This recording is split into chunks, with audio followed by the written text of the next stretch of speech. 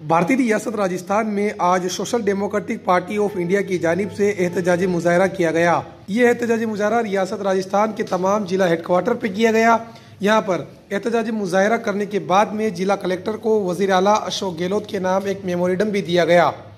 आज social democratic party of India ने पूरे राजस्थान में मदरसा पैरा टीचर के समर्थन में एक विरोध प्रदर्शन हर जगह पर किया है, क्योंकि पिछले एक महीने से जो इस तरीके से पैरा टीचर का आंदोलन पूरे राजस्थान में चल रहा है और वहाँ पर शमशेर खां भालू और उसके तमाम साथी तकरीबन एक महीने से भूख हड़ताल पर वहाँ पर बैठे हुए हैं और सरकार से अपनी मांग कर रहे हैं। मांग भी ऐसी जिनकी सरकार ने बाकायदा इसके लिए अपना एक वादा किया था, अपना एक घोषणा पत्र जारी किया था, जिसमें कहा था कि मदरसा पैरा टीचर और राजीव गांधी पैरा टीचर्स को सरकार परमानेंट करेगी और उनका मानदेय। इस दौरान कसीर तादाद में social democratic party of India के कारकुनान, ओहदेदारान समेत दीगर लोग मौजूद रहे।